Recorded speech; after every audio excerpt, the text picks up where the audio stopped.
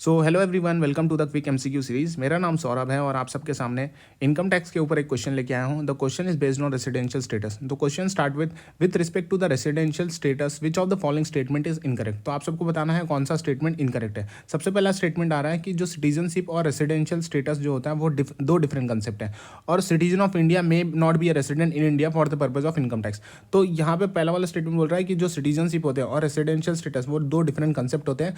जो इंडिया का सिटीजन है वो may not be resident India for the purpose of income tax. तो this is a correct statement. पहला वाला स्टेटमेंट करेक्ट है। दूसरा वाला स्टेटमेंट बोल रहा है कि जो रेसिडेंशियल स्टेटस है वो डिटरमाइन किया जाता है in respect of each previous year. Her previous year के लिए रेसिडेंशियल स्टेटस डिटरमाइन किया जाता है। This is also correct statement. Third वाला स्टेटमेंट बोलता है कि person can not have a same residential status in more than one country. This is a wrong statement, incorrect statement, क्योंकि यहाँ पे अगर कोई पर्सन वो इंडिया का रेसिडेंट है तो इंडिया के रूल के हिसाब से रेसिडेंट है, तो वो रेसिडेंट बन सकता है यूएसए का भी या फिर कोई दूसरे कंट्री का भी रेसिडेंट बन सकता है, क्योंकि वो उस कंट्री में अगर जाता है तो उस कंट्री के हिसाब से दूसरा रूल रख सकता है। तो यहाँ पे एक पर्सन दो कंट्री में भी रेसिडेंट बन सकता है। थर्ड वाला स्टेटमेंट बोलता है कि person can have only one residential status for the previous year, that is he can not be a resident for one source of income and non resident for another source of income.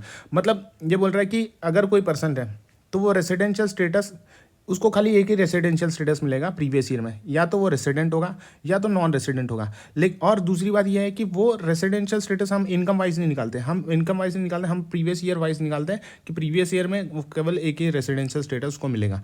अब अगर हम बात करते हैं meaning and importance of residential status, importance ये है कि जो taxability of individual in India depend upon his residential status in India. कि अगर इंडिविजुअल पे टैक्स लगेगा तो उस कैसे लगेगा, किस बेसिस पे लगेगा, उसके रेसिडेंशियल स्टेटस के बेसिस पे उसका टैक्स लगेगा इन द फाइनेंशियल ईयर या फिर प्रीवियस ईयर में।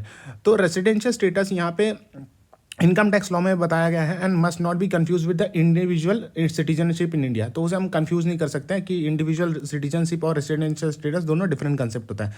अब इंडिविजुअल जो है वो इंडिया का सिटीजन हो सकता है और वो नॉन रेसिडेंट भी हो सकता है इन दैट पर्टिकुलर एरिया, और रेसिडेंट भी हो सकता है in that particular. Similarly foreign citizen में end up being a resident India for the income tax purpose for a particular year. तो फॉरेन सिटीजन वो बाहर का सिटीजन है लेकिन इंडिया का वो रेसिडेंट बन सकता है, क्योंकि अगर वो इनकम टैक्स रूल का उस हिसाब से फॉलो हो गया तो वो इंडिया का रेसिडेंट बन जाएगा। तो एक बात तो यहाँ पे और नोट करना है कि जो रेसिडेंशियल स्टेटस है डिफरेंट टाइप ऑफ पर्सन के लिए होता है। जैसे इंडिविजुअल के लिए दूसरा रेसिडेंशियल स्टेटस हो, फर्म के लिए दूसरा है, कंपनी के लिए दूसरा है, तो डिटरमाइन किया जाता है, डिफरेंटली डिटरमाइन किया जाता है। सो अगर हम बात करते हैं इंडिविजुअल की, इंडिविजुअल में क्या होता है कि हम रेसिडेंशियल स्टेटस कैसे निकालते हैं कि period of stay in India in the current financial year या फिर previous year and residential status कैसे निकालते हैं। तो अगर 182 डेज और मोर कोई पर्सन रह गया तो उसे रेसिडेंट बोला जाता है। कोई इंडिविजुअल अगर 182 डेज और मोर रह गया तो उसे हम रेसिडेंट माना जाता है। लेकिन अगर उसका पीरियड ऑफ स्टे 182 डेज से लेस है, लेस देन 182 डेज है, तो यहाँ पे हम देखते हैं कि क्या वो 120 दिन से ज़्यादा था, 120 डेज और मोर है, और लेस देन 182 डेज है। अगर 120 दिन या उससे ज़्यादा है लेकिन 182 दिन से कम है, तो यहाँ पे हम देखते हैं कि Indian citizen slash person of Indian origin और उसका इनकम लेस देन 15 लाख है, income other than foreign source, so resident but not ordinary resident, उसे resident but not ordinary resident माना जाएगा with effect from financial year 2021।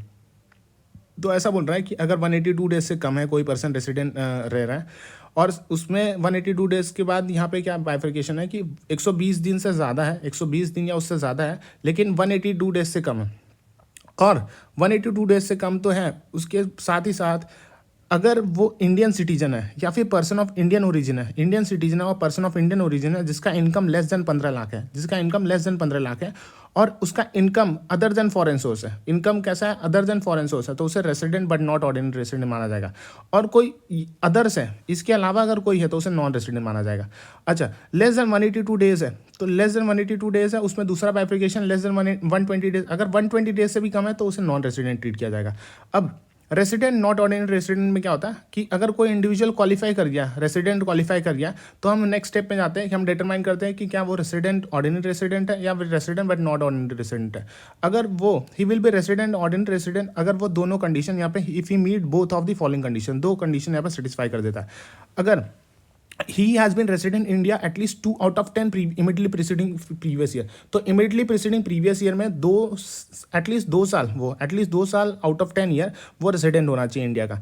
दूसरा condition ये है कि he stays in India for at least 730 days in the 7 immediately preceding year. 7 immediately preceding year में at least 730 दिन या उससे ज़्यादा रहा है तो उसे रेसिडेंट एंड ऑर्डिनरी रेसिडेंट मान लिया जाएगा। दोनों कंडीशन सेटिस्फाई हो तो रेसिडेंट एंड ऑर्डिनरी रेसिडेंट मान लिया जाएगा।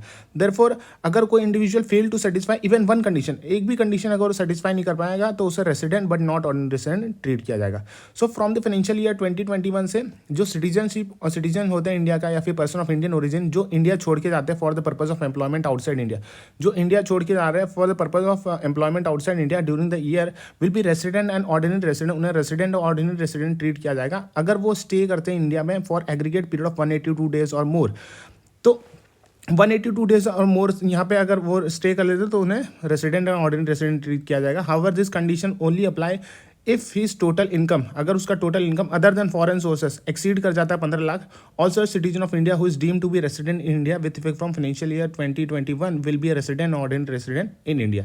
तो ये बोल रहा है कि जो फाइनेंशियल ईयर 2021 में जो सिटीजन है of Indian citizen of India है या फिर कोई पर्सन ऑफ इंडियन ओरिजिन है जो इंडिया छोड़ के जा रहा है, किस लिए जा रहा है? एम्प्लॉयमेंट आउटसाइड इंडिया करने जा रहा है, मतलब बाहर कमाने जा रहा है, बाहर नौकरी करने जा रहा है ड्यूरिंग द ईयर, उसे resident and ordinary resident treat किया जाएगा अगर वो इंडिया में स्टे करता है for the aggregate period of 182 days और मोर। 182 डेज और मोर अगर वो इंडिया में स्टे कर जाता है, लेकिन however this condition will apply only अगर उसका total income other than foreign source exceed कर जाता है 15 lakh. Total income other than foreign source exceed कर जाता है 15 lakh. Also citizen of India who is deemed to be resident in India, also citizen of India who is deemed to be resident in India with effect from financial year 2021 will be a resident and ordinary resident in India. तो note यहाँ पे यह है कि income from foreign source means क्या होता है? Income from foreign source means income which accrues और अराइज आउटसाइड इंडिया, जो अक्रू हो रहा है या फिर अराइज हो रहा है आउटसाइड इंडिया, एक्सेप्ट क्या? Except income derive from business control in India और प्रोफेशन सेटअप इन इंडिया। यहाँ पे इंपॉर्टेंट पॉइंट यही है कि इनकम फ्रॉम फॉरेन सोर्स क्या होता है? इनकम फ्रॉम फॉरेन सोर्स मतलब होता है कि इनकम जो अक्रू हो रहा है या फिर अराइज हो रहा है, कहाँ पे अराइज हो रहा है? इंडिया के बाहर अराइज हो रहा है, आउटसाइड इंडिया हो रहा है। एक्सेप्ट क्या देखते हैं हम? Except income derive from a business controlled in India और profession setup in India. Non resident की अगर हम बात करते हैं, नॉन रेसिडेंट क्या होता है? एन इंडिविजुअल जो सेटिस्फाई कर रहा है neither of the condition stated in A और बी, कोई भी कंडीशन सेटिस्फाई नहीं कर रहा है ए और बी का above if the would be N R for the year. तो अगर ये वाला कंडीशन, अगर वो कोई भी कंडीशन 182 डेज वाला सेटिस्फाई नहीं करे तो नॉन रेसिडेंट। यहाँ पे हमने देख लिया था कि 182 डेज में लेस देन 182 डेज है और 120 डेज से भी कम जा रहा है तो उसे नॉन रेसिडेंट ट्रीट किया जाता है।